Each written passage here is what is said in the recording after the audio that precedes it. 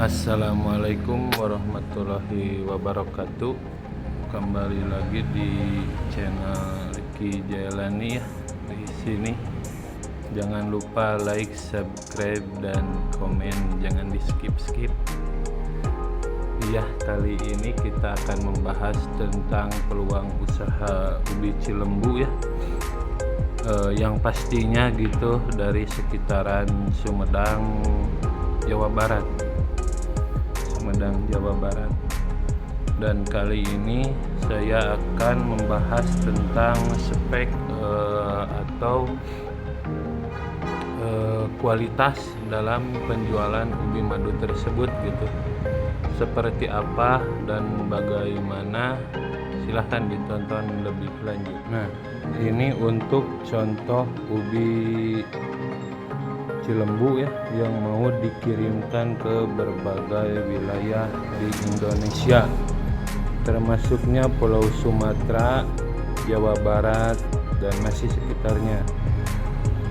Seperti ini speknya, dan alhamdulillah untuk spek saat ini bagus-bagus ya, bagus-bagus, dan ini langsung dikirim untuk ke kios-kios atau penjualan ecer. Ini yang spek AB ya. Nah, spek AB itu seperti ini. Nah, 1 kilo itu bisa isi 2 biji, 3 biji, sampai paling kecil 7 biji ya, yang spek AB biasanya. Ini termasuk golongan 1 kilo isi 3 biji, masih ada ya. Nah, ini kulitnya agak lecet ya karena panennya pakai karung juga. Nah, dan itu juga enggak jadi permasalahan ya untuk ke kios-kios, karena yang terpenting kalau untuk kios atau penjualan eceran itu bagus dalam kualitas opennya gitu, atau hasil bakaran. Apabila ada pun gitu yang digagal di open, atau misalkan ya dalamnya kering atau udah sesuai realita gitu, bisa langsung direturkan gitu ke suppliernya masing-masing. Biasanya seperti itu gitu, termasuk saya gitu.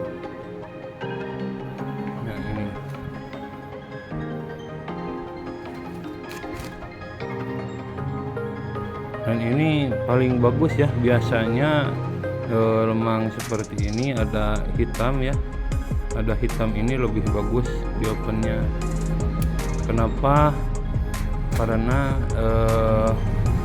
hal tersebut biasanya disebabkan oleh jamur, lupa lagi ya namanya, tapi oleh jamur gitu, tapi nggak aman gitu. Bukan maksudnya apa sih jamur tersebut mempengaruhi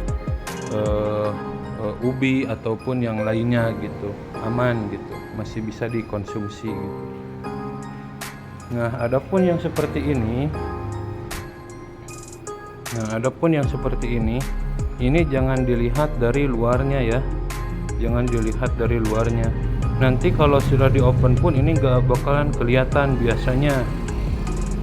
Nah, dalamnya masih bagus, sangat bagus. Nah, jangan dilihat dari luarnya ya, nggak cuman manusia gitu, ubi pun sama, luarnya bisa jelek tapi dalamnya bagus gitu. Nah, seperti ini ya.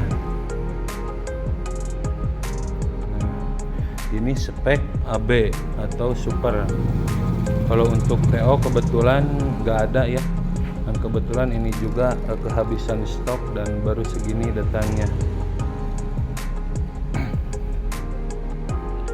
Nah, seperti ini pemirsa, bisa dilihat ya. Nah, jadi untuk para pembeli ubi cilembu ataupun yang berminat apa sih dalam penjualannya, boleh diinfokan saya, atau supplier dari manapun yang dirasa itu amanah gitu. Nah, dalam hal berikut nanti kita ngobrol lagi lebih lanjutnya bagaimana cara rinciannya, bagaimana cara penjualannya atau pengolahannya, nanti kita bahas di berikut. Nah, untuk rinciannya itu biasanya kalau untuk penjualan ubi Cilembu itu ada minimal order ya, ada minimal order karena ketergantungan dari transportasi gitu. Biasanya suka ada minimal ataupun kalau maksimal berapapun pasti dibawa gitu. Tapi kalau untuk minimal ya ada minimal gitu. Biasanya sih dari 300 sampai 350 kilo biasanya, tergantung jarak atau rute yang akan dikirim ubinya gitu. Nah, dalam merintis ubi Cilembu, saya sarankan pemirsa semua atau sahabat semua itu cari supplier ubi mau dari manapun itu, jadi keamanahannya gitu kan, kualitas barangnya, terus tempatnya gitu kan, jadi harus tahu gitu, minimal harus tahu gitu. Ya lebih bagusnya itu berkunjung dulu. Nah, bagaimana situasi dan kondisi di gudangnya gitu. Nah, biasanya untuk beberapa supplier itu beda-beda ya, beda-beda harga, beda-beda kualitas, dan beda-beda cara penyortirannya gitu. Termasuk itu saya sendiri gitu. Saya sendiri menjual ubi Cilembu itu yang grade AB itu sekitar 8.500 per kilo gitu, dan yang TO itu Rp6.000 sampai 6.500 per kilo gitu untuk sekarang gitu. Kenapa untuk sekarang? Karena kalau ada kenaikan gitu dari petani pasti naik lagi gitu. Kalau ada penurunan ya insya Allah turun kembali gitu. Jadi untuk harga memang tidak tetap gitu, maupun itu ubi ataupun hasil pertanian lainnya gitu. Nah, dalam hal berikut saya jelaskan ya, untuk harga itu relatif gitu. Ada yang misalkan nih, kenapa di gudang A harganya sekian, kenapa di gudang B harganya sekian. Nah, itu tergantung dari pematokan penjual atau sortiran supplier berikut gitu. Nah, dalam dalam sortiran biasanya kalau untuk ubi yang original gitu, maksud dalam artian original itu bagaimana? Jadi seperti ini ya, kalau untuk original biasanya itu dari kebun itu, misalkan nih kita kebutuhan, kalau saya pribadi sangat jarang supply supermarket ekspor, jarang gitu, sangat jarang, apalagi sortirannya itu harus ketat gitu, seperti kulitnya harus mulus, terus disenti ataupun dimana, karena kan ubi itu buatan alam gitu, pemberian dari Allah Subhanahu wa Ta'ala, dan bukan request dari kita sendiri gitu. Nah, sebagai berikut gitu penjelasan paling wahidnya gitu. Nah, saya terus terang, kalau saya pribadi itu memang tipikal yang nggak mau ribet gitu ya, soalnya memang kalau untuk hasil alam hasil pertanian gitu, memang kan itu berbeda-beda gitu, berbeda-beda hasil, berbeda-beda kualitas gitu kan. Jangankan untuk ekspor, untuk kios pun ubi yang gagal itu suka ada gitu, bahkan itu dari desa Cilembunya tersendiri gitu. Nah, kembali lagi ke sortiran, kenapa bisa beda harga atau bagaimana? Nah, biasanya biasanya kalau bapak atau ibu bisa dibedakan gitu ya, bisa bedakan ubi yang belum dicabut supermarket ekspor, itu bisa bedakan. Mengapa? Kalau ubi yang original dari kebun itu biasanya itu selalu misalkan ubinya mulus nih, itu pasti mulus ubinya itu, nggak akan kayak gini ya. Misalkan kok ini banyak uletnya atau gimana, memang itu memang biasanya memang suka ada yang yang bekas ulet ataupun cacing-cacing kecil itu memang suka ada, tapi kalau nggak dicabut itu memang banyak sekali yang mulus gitu. Jadi nggak 80% itu nggak hancur semua gitu. Jadi kebalik, misalkan nih yang banyak yang banyak kena cacing atau gimana itu hampir 80%, sedangkan yang mungkin yang tipikal masuk bagusnya itu ada 20%. Nah, itu patut dicurigai gitu. Tapi wallahu alam bisawab, saya lebih nggak mematok itu barang cabutan market gitu. Nah, kembali lagi ke penjelasan awal, bagaimana harus tahu gudangnya, karena seperti itu gitu. Biasanya kalau harganya lebih murah ya relatif seperti itu gitu, dicabut dulu untuk supermarket baru dikirimkan yang kepakainya ke kios-kios biasanya gitu. Itu biasanya, wallahu alam bisawab. Itu saya lebihnya sih gak menuduh atau gimana ya para supplier, karena saya pun sendiri masih belajar gitu, masih belajar.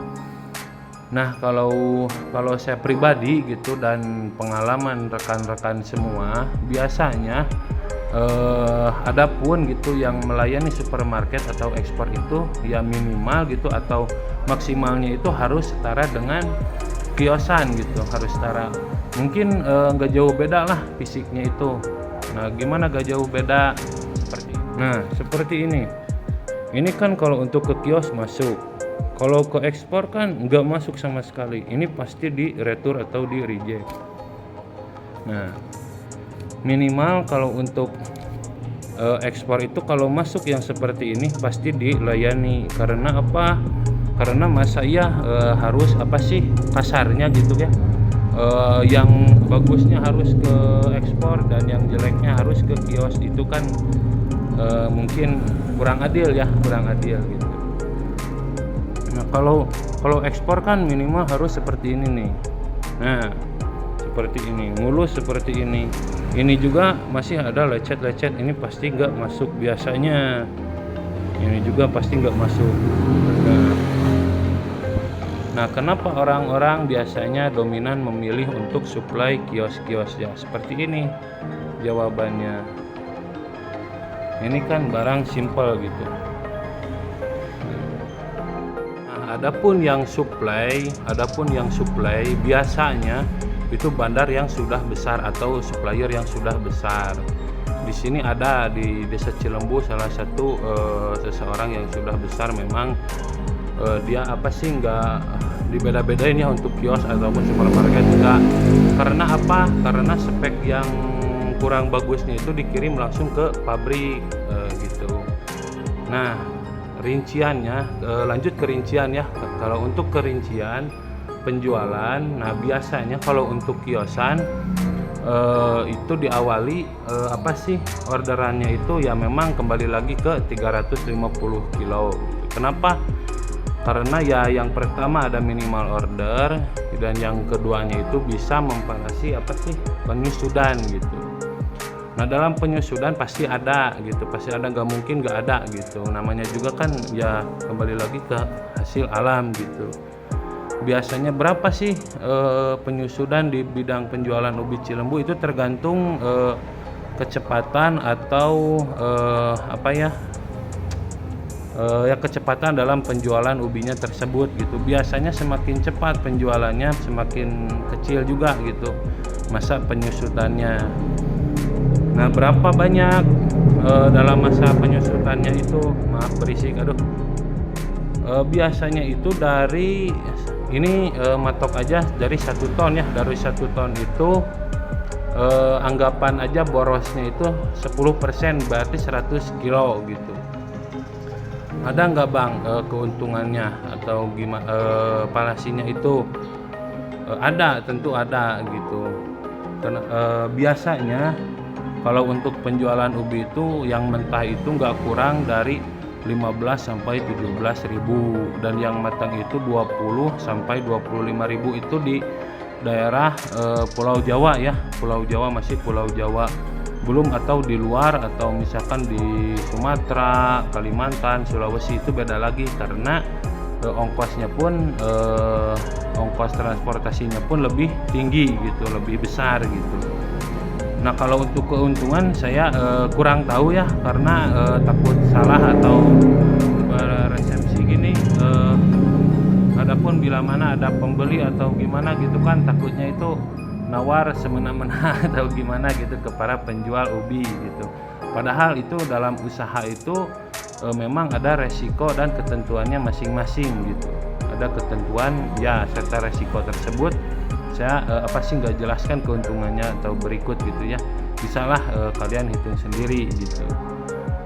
Ya kembali lagi ke penjualan, kenapa harus memilih supplier atau pemasok yang jujur dan amanah ya begitu gitu. Saya nggak nyaranin harus ke saya belanja ya, enggak. Jadi itu bila mana saudara-saudara bebas gitu ya dalam membeli, mau ke supplier siapa, ke orang manapun itu bebas gitu. Yang penting sahabat semua itu pilih-pilih yang benar-benar jujur gitu. Jadi kembali lagi ke penjual gitu, mengapa harus seperti itu ya. Kalau di penjualan hasil pertanian pasti ada aja gitu kan, namanya BS atau retur pasti ada. Nah itu gimana caranya kita mengembalinya secara baik-baik ke supplier tersebut gitu agar bisa menerima gitu. Nah dalam alasan kenapa harus dikembalikan atau misalkan tapi dalam tanda kurung itu nggak harus ini juga bukan saya membela para supplier gitu ya. Jadi bagaimana ini sortiran semena-mena kita atau bagaimana, karena kan ini juga para supplier juga sudah menimbangkan beberapa spek gitu kan, termasuk sortiran gitu dalam penjualan ke kios-kios gitu. Ini kenapa nih harus ubinya lecet-lecet atau gimana, ini mau dibalikin lagi gitu, seperti itu juga nggak boleh gitu ya. Misalkan dalam berikut ubinya busuk, misalkan ini baru 3 hari datang, misalkan ada yang busuk boleh dikomplenin gitu. Misalkan ada yang kena lanas atau hama boleng atau misalkan ubinya gagal open, nah jadi itu menjauhi dari kerugian gitu. Nah mungkin seperti itu dulu penjelasan lebih rinci dari saya. Semoga kedepannya saya bisa lebih baik lagi dalam penjelasannya, dan mohon maaf bila mana ada kata yang tidak enak gitulah istilahnya gitu. Namanya juga masih belajar dalam konten ini gitu ya. Ya semoga aja bisa berkembang dan banyak subscribernya gitu. Salam sukses untuk semua. Assalamualaikum warahmatullahi wabarakatuh.